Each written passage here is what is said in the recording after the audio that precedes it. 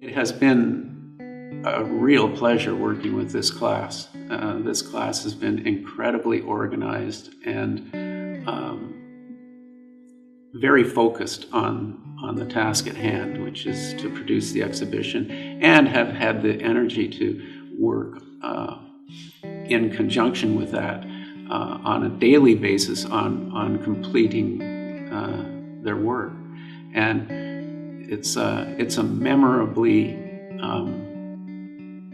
diligent, focused, and productive class. It's been a delight working with this class.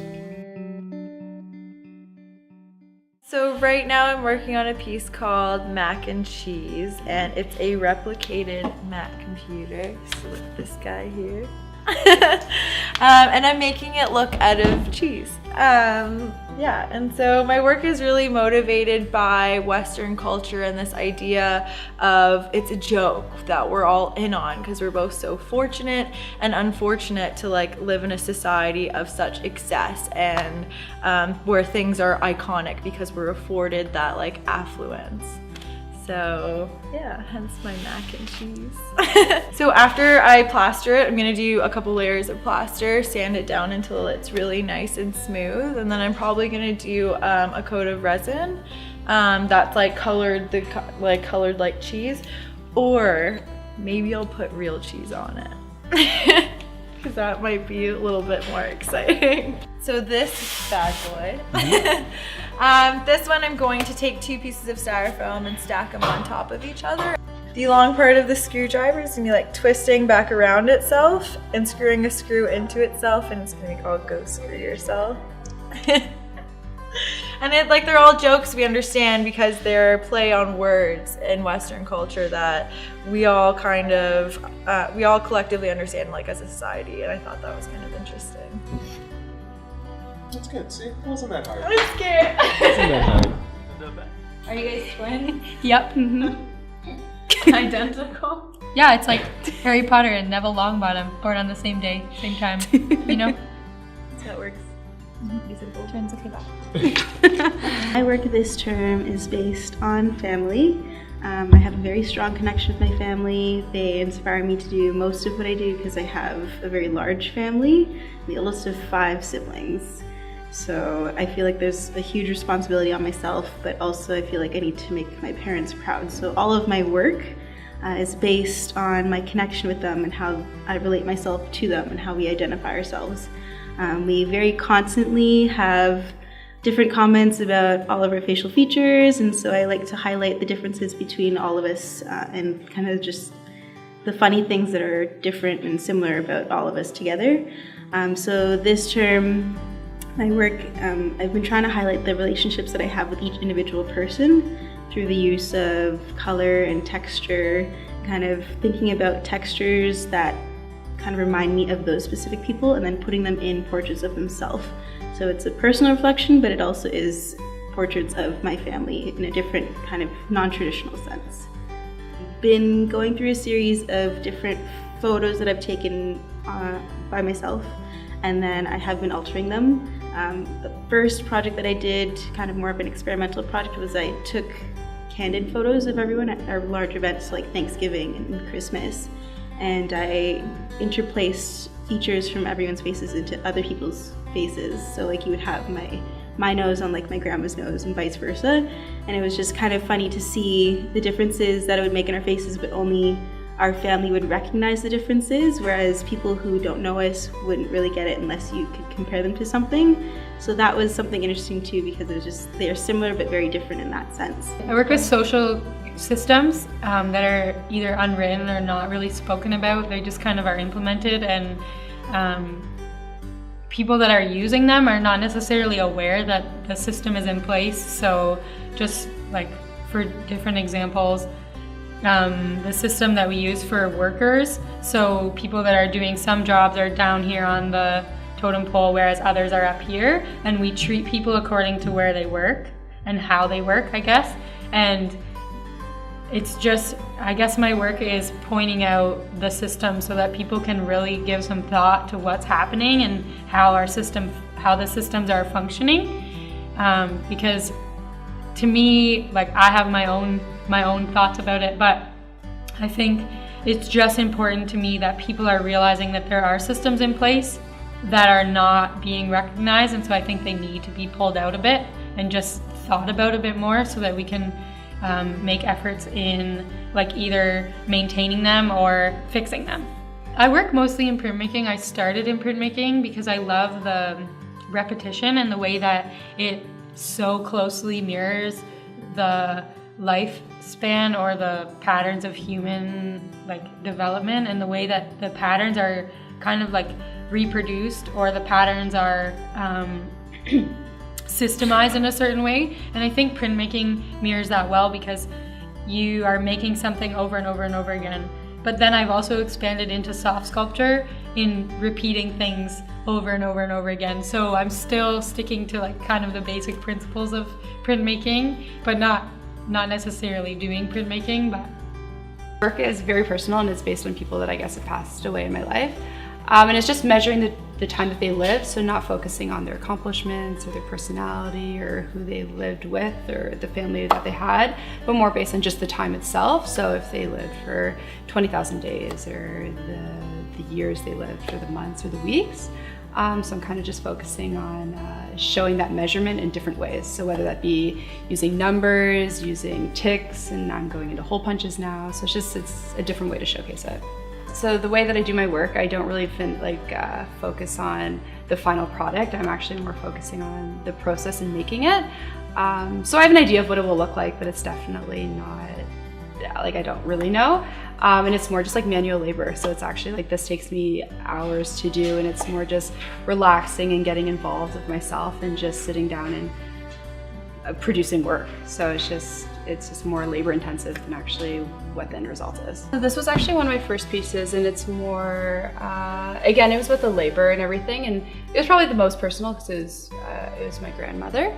But it's basically just looking at the days that she lived and just placing that on one sheet of paper, and how you can put someone's life on like a rectangle. Like, it's just like a small sheet of paper, and it's kind of morbid and sad to look at, but then it's also it's just reality. So, well, my work is about transition between making reference to art history, but at the same time taking a new approach into still life. So I try to incorporate compositions from other type of artists that work with still life painting. So like Juan Sanchez Cotan is the biggest influence on my art practice, and Juan Sanchez Cotan, it will be Jonas Wood and George Brooke. They are my biggest influences. The process for my paintings, I draw them first. I do all the sketches first, and then I start layering. I do kind of a collage. So I start playing with the collage and see where the composition can take me, and try to create a really balanced composition. And then I choose my colors, try to get the solid colors. I use tape for the beginning of the shape. Then after that, I do a freehand. But for the beginning of the shape, I like to use tape, so it comes out a little bit of the canvas as well. Because when you paint it kind of builds a edge on it, so it makes it look like it's coming out a little bit more. So I have kind of a variety of disciplines. I like to do sculpture, and then my drawings are based off of my sculptural work, and the sculptures are inspired by the paintings. So they all kind of feed into each other. The sculptures are fossilizations of clouds, and the paintings are obviously kind of more realistic depictions of clouds mixed with linear forms. And then the drawings are topological maps of the sculptures. A sculpture, this one was the first one, so it took me probably, I want to say 3 weeks, because it's layers upon layers of plaster. Like this one only took 2 weeks. But the paintings can take anywhere from a week to 4 weeks, that kind of range. How long about that one? This one took a month and a half, just because it's bigger. I mean, what's the process like of making one of these? So they start off as chicken wire forms, and then after that I layer clumps of paper and I pour plaster over, So this is an example of kind of like the first layer of what something like this would look like. This has probably 5 layers in total on it, and this is just 1 layer. So it's the forms of the paper that show through the layers. Why are you so interested in clouds? That's a good question. They've always just kind of been inspirational to me, I think, just because of the way that they catch the colors of the light, and like they just are natural beauty at its finest. Like, yeah, they're just really beautiful. And they always are constantly changing and shifting. It's kind of a nice metaphor for like human life in general and spiritual life. When did you know you wanted to be a sculptor and a painter? Because that's kind of like a strange duality. Because usually like people are more one or the other. When did I know? Or how did you stumble upon sculpture? Maybe it's better. Yeah. Because I feel like we all are painters. I got to a point in the paintings when I kind of just felt like everything that I needed to say was being said, and so I wanted to translate it into 3D just so that I could express my ideas in a different way, I guess. And it took a long time to kind of get to this resolution. I tried a bunch of things, like I tried resin, like this is clear resin. I've been experimenting with different materials like insulation and like burlap, stuff like that. So these ones took a long time to get resolved, but I guess it all just came out of just wanting to express myself in a different form. I'm interested in the experiences immigrants go through when they move to a new place. And specifically I'm looking at language and how that shifts their identity and the way they experience their world. So there is a theory called linguistic relativity that basically states that the language you speak influences how you think and how you experience the world. So I'm really interested in how that shifts when you move to a new place and you learn a completely new language, and in the process you kind of lose your original language as you pick up a new one.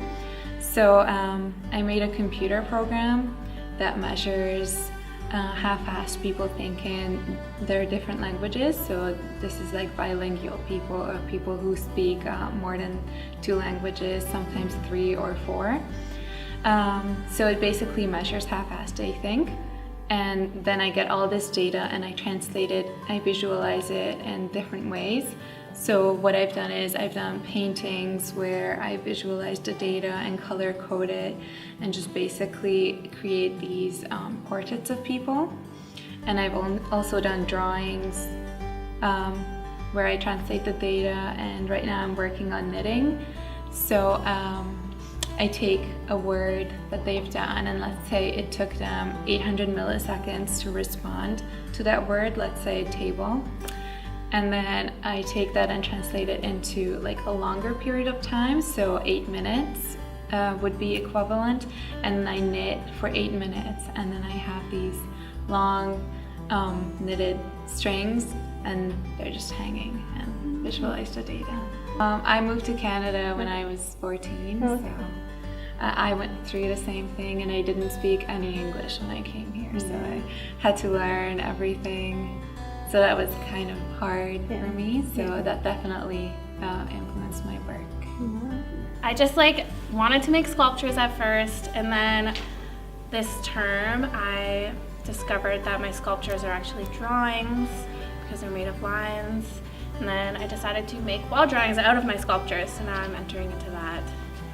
But my work is about, I guess, the connection with nature and human embodiment, following the golden ratio, and how every aspect of nature follows this really special number, and so I'm exploring that with the shapes that I'm, I guess, building my sculptures out of. What are the materials you're using? Coconut branch, copper wire, paper, thread, and I'm putting it together with glue. So the work that I'm doing this semester or this year is very focused on our generation and our focus on technology. Specifically, what I'm putting in the show is very centralized on issues of privacy, so how we tend to share everything in our lives, every moment, every picture, everything's constantly documented and made available to whoever wants to look at it, essentially. So I'm kind of looking at how that affects human interaction and connection and just vulnerability and precious moments and stuff like that. It started initially with binary code, so that has to do with how photos are read by computers online, and it sort of goes with how impersonal that is because it's very number focused and kind of like colder, whereas we share precious moments through that. So what I was doing last semester was working with binary code, so I was printing out photos in their rawest form, so in binary code. And another work that I did is I translated that into Paint. So I had clear sections were represented by zeros and painted sections were represented by ones. For my final piece, I'm creating a sort of web out of light boxes and fiber optics, and it's going to be a self-portrait of what I put out online and how I make myself sort of vulnerable to whoever wants to look at information on me. I'm building houses from my past, also buildings like churches, also houses that I've lived in throughout university that have a really significant meaning to me, or at least many things that happened in these houses or these buildings have been prominent to who I am today. It was second year university and I lived in this house. There was many things that happened in this house, good and bad. I'm not really sure why I'm making it. I'm still in the process of figuring out why it's so significant to me and what is the most significant part of this house to me, but hopefully by the time I'm done building it, I'll figure it out. First, what I did was I thought of the house in my mind and I tried to remember every detail of the house on the outside, like what did it look like, where things were, like how many windows were on that side of the building. And then I sketched out what it was supposed to look like in my sketchbook, and I went and recreated it. And afterwards I would look at the actual houses and I'd go and revisit these places and take pictures of them and paint exact replicas of them in watercolor. What is that? That's my bedroom currently. It was an exploration of what I was trying to do, I guess. I wasn't really sure. I knew I wanted to build houses or homes or replicas of my life of some sort. So I thought, what better way to represent my life than build my bedroom? And yeah, so I did that, but I felt like I wasn't really going anywhere, so I went on to building actual houses. What's your favorite space? Sorry? What's your favorite space? Like, To be? oh, my favorite space to be? Yeah. Obviously my bedroom. I have this light, we call it the highlight, and it's all fuzzy and it's pink and it's awesome. That's all I'm gonna say about that.